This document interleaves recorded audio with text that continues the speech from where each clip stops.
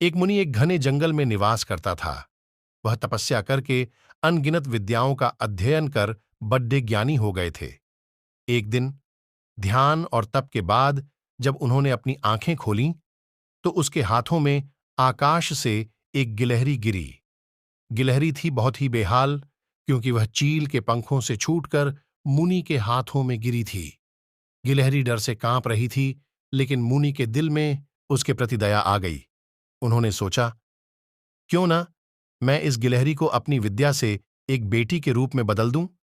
मेरी पत्नी बच्चों की तमन्ना कर रही है, लेकिन हमें कोई संतान नहीं है। इसके बजाय मैं इस गिलहरी को बेटी बनाकर प्रसन्न कर दूं। सोचते ही मुनि ने एक विशेष मंत्र का उच्चारण किया और गिलहरी को एक सुंदर बच्ची में होने लगी। मुनि ने अपनी पत्नी से कहा, अब हमें इसकी शादी के लिए एक अच्छा वर ढूंढना होगा। मुनि ने ध्यान से सोचा कि वेदांता के लिए सही जीवनसाथी कौन हो सकता है। तब उन्होंने सूर्यदेव को याद किया और उनका पूजन किया।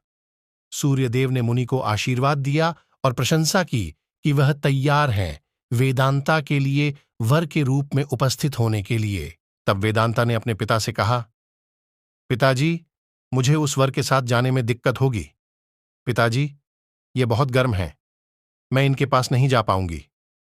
मुनि ने वेदांता से कहा, कोई बात नहीं, हम दूसरा वर देख लेंगे। तभी सूर्यदेव ने कहा, हे मुनिवर, मुझसे श्रेष्ठ तो बादल है, आप उनसे बात कीजिए, वह मेरे प्रकाश को भी ढक देते हैं। मुनि ने अब बादल को याद किया। बादल गरजते हुए मुनि के पास पहुंचे और उन्हें नमस्कार किया। इस बार मुनि ने सीधे वेदांता से पूछा, क्या तुम्हें यह वर पसंद है?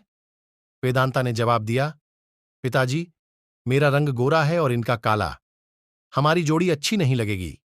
तब बादल ने मुनि से कहा, आप पवन देव को बुलाइए, वे मुझसे श्रेष्ठ हैं, उनमें मुझे उड़ाकर ही कि आपसे श्रेष्ठ कौन है।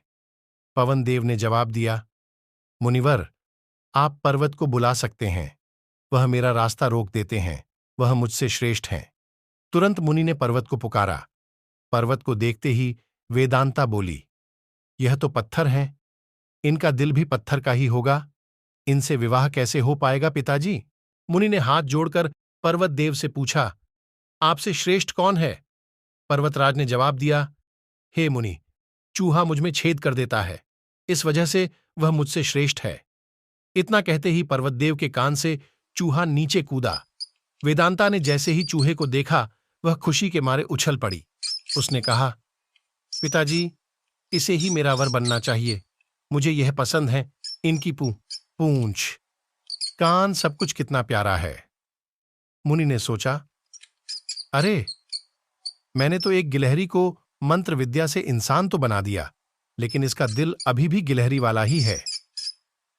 मुनि ने तुरंत वेदांता को गिलहरी बनाया और उसका विवाह चूहे से करवा दिया। विवाह के बाद दोनों खुशी खुशी रहने लगे।